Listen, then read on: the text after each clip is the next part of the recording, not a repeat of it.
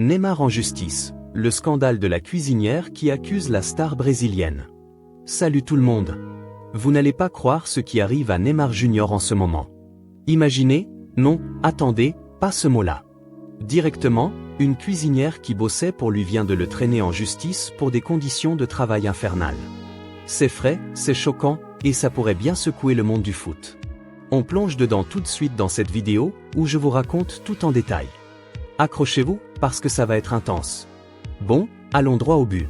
Ce vendredi, le média portugais Record a lâché une bombe. Neymar est visé par une plainte déposée par une ancienne employée. Pas n'importe qui, sa cuisinière personnelle, qui travaillait dans sa villa luxueuse à Rio de Janeiro. Elle était à son service de juillet 2025 à février 2026, soit environ 7 mois. Et maintenant, elle attaque non seulement Neymar lui-même, mais aussi la société qui l'avait embauché pour gérer tout ça. Pourquoi ? Parce qu'elle affirme avoir subi des blessures physiques graves à cause d'un rythme de travail épuisant. On parle de 16 heures par jour, tous les jours, à cuisiner pour plus de 150 personnes parfois. C'est dingue, non ? Laissez-moi vous dépeindre le tableau. Selon la plainte, ses horaires officiels étaient de 7h à 17h, du lundi au vendredi. Ça semble déjà costaud, mais en réalité, c'était bien pire. Elle finissait souvent à 23h ou même minuit, et elle bossait aussi les week-ends sans que ce soit prévu au contrat. Imaginez, encore une fois, non, pas ce mot ou visualisez plutôt. Lever aux aurores pour préparer des petits déjeuners gargantuesques, enchaîner avec des déjeuners pour une foule, et terminer tard le soir avec des dîners extravagants. Et tout ça pour un salaire de base de 654 € par mois. Oui, vous avez bien entendu, 654 €. Pour un joueur comme Neymar, qui gagne des millions, c'est presque insultant. Mais ce n'est pas tout. Le cœur du problème, c'est la santé de cette femme. À force de porter des charges lourdes ou des morceaux de viande de 10 kg, des ustensiles massifs, des sacs entiers de provisions, elle a développé des problèmes graves. Un mal de dos chronique, des soucis aux hanches qui l'empêchent de bouger normalement. Elle dit que ses blessures sont directement liées à son job chez Neymar, et elle a des preuves médicales pour appuyer ça. Du coup, elle réclame justice, que Neymar prenne en charge ses frais médicaux, qu'il lui verse une pension pour compenser ses souffrances, et surtout, qu'il règle toutes les heures supplémentaires non payées.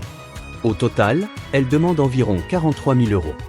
Pas une somme énorme pour un footballeur de son calibre, mais c'est le principe qui compte. La balle est maintenant dans le camp de la justice brésilienne, qui va devoir trancher. Maintenant, pourquoi est-ce que ça fait tant de bruit ? Parce que Neymar, c'est pas juste un joueur, c'est une icône mondiale. Il joue au Al Hilal en Arabie Saoudite, il est capitaine de la sélection brésilienne, et sa vie privée est toujours sous les projecteurs. Mais ici, on parle d'un aspect plus sombre, les conditions de travail des employés domestiques chez les stars. Au Brésil, les lois du travail sont strictes sur papier. La constitution brésilienne garantit un maximum de 8 heures par jour et 44 heures par semaine, avec des pauses obligatoires et des majorations pour les heures sup. Les week-ends ? Ils sont sacrés, sauf accord spécifique. Et pour les employés comme cette cuisinière, il y a des règles sur la santé et la sécurité au travail. Porteur des charges lourdes sans aide mécanique ? Ça peut être considéré comme du harcèlement moral ou physique, et ça ouvre la porte à des indemnisations. Pensez-y, cette femme n'était pas une simple aide. Elle gérait des repas pour des fêtes géantes, probablement avec des invités VIP, des coéquipiers, la famille. Cuisiner pour 150 personnes, ça veut dire des quantités industrielles, des dizaines de kilos de viande, des légumes par caisse, des sauces en litres. Et tout ça seul, ou presque. Pas étonnant que son corps est lâché. Les maux de dos et aux hanches, c'est courant dans les métiers physiques, mais quand c'est exacerbé par des horaires fous, ça devient un cas d'école pour les avocats du travail. Elle pourrait même arguer d'un burn-out, même si la plainte se concentre sur les blessures physiques. Du côté de Neymar, on n'a pas encore de réaction officielle. Mais connaissant le bonhomme, il va probablement se défendre via ses avocats. Peut-être qu'il dira que la société intermédiaire est responsable, pas lui directement. Ou que les horaires étaient exagérés dans la plainte. Mais franchement, avec un salaire aussi bas que 654 €, soit à peine au-dessus du minimum brésilien ajusté pour l'inflation, ça sent le roussi. Au Brésil, le salaire minimum est autour de 1400 reais par mois, ce qui fait environ 250 €. Mais pour un job qualifié comme cuisinière dans une villa de luxe, on s'attend à plus. 654 €, c'est décent en théorie, mais pas pour 16 heures quotidiennes. Les heures sup doivent être payées à 50% de plus, et les week-ends à double. Si elle prouve ces allégations, Neymar pourrait devoir casquer bien plus que 43 000 €, avec des pénalités et intérêts points, et parlons un peu des implications pour le foot en général. Les stars comme Neymar vivent dans des bulles, villas immenses, staff personnel, fêtes non-stop. Mais derrière les paillettes, il y a des gens ordinaires qui triment. Cette affaire met en lumière les inégalités flagrantes dans le monde du sport pro. Pensez aux domestiques, aux jardiniers, aux chauffeurs qui bossent pour ces millionnaires. Souvent, ils viennent de milieux modestes et ils n'osent pas se plaindre par peur de perdre leur job. Ici, cette cuisinière a eu le courage de porter plainte et ça pourrait inspirer d'autres. Imaginez, oups, pas ce mot, supposez que d'anciens employés de Neymar ou d'autres joueurs sortent du bois. Ça pourrait créer une vague de procès, forçant les clubs et les agents à mieux encadrer les contrats domestiques. D'ailleurs, au Brésil, il y a un historique de réforme sur les droits des travailleurs domestiques. Depuis 2013, une loi appelée PEC das Domestica a étendu les droits, FGTS, fonds de garantie, heures sup, congés payés. Mais dans la pratique, chez les riches, c'est pas toujours respecté. Neymar, en tant que figure publique, pourrait se voir imposer une image ternie si la justice lui donne tort. Ses sponsors, Nike, Puma, Red Bull, surveillent ça de près. Une condamnation pour exploitation? Ça fait tache sur un CV de superstar. Mais restons sur les faits actuels. La plainte est déposée, et maintenant, c'est à la justice de jouer. Le tribunal de Rio va examiner les preuves, contrats, témoignages, rapports médicaux. Peut-être y aura-t-il une médiation, où Neymar propose un règlement à l'amiable pour éviter le buzz négatif. Ou alors, ça ira au procès, avec des audiences publiques qui feront les choux gras des médias. Record a déjà mis le feu aux poudres, et d'autres outlets comme Globo ou ESPN Brésil vont sûrement suivre. Neymar, lui, est en pleine saison avec Al Hilal, où il cartonne avec des buts et des assists. Mais cette affaire pourrait le distraire, affecter sa concentration sur le terrain. Penchons-nous sur la cuisinière elle-même. On ne connaît pas son nom pour l'instant, respect de la vie privée, probablement, mais son histoire est relatable.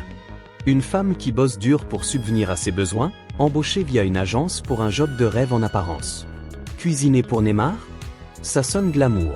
Des barbecues brésiliens, des feijoadas géantes, des fruits exotiques. Mais la réalité, fatigue accumulée, douleur constante et un salaire qui ne compense pas.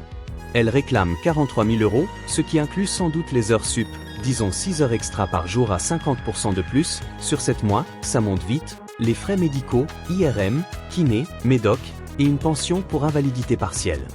Si ses hanches sont touchées, elle pourrait ne plus pouvoir travailler normalement. Et Neymar dans tout ça? Il est à des milliers de kilomètres, en Arabie, mais cette plainte le rattrape. Peut-être qu'il n'était même pas au courant des détails, les stars délèguent souvent à des managers. Mais légalement, en tant qu'employeur final, il est responsable. La société embauchée pourrait être une façade pour éviter les tracas, mais les tribunaux brésiliens voient clair dans ces montages. Si prouvé, ça pourrait mener à des amendes supplémentaires pour violation du code du travail. Allons plus loin. Qu'est-ce que ça dit sur la vie des footballeurs pros? Ils ont des staffs énormes pour maintenir leur style de vie.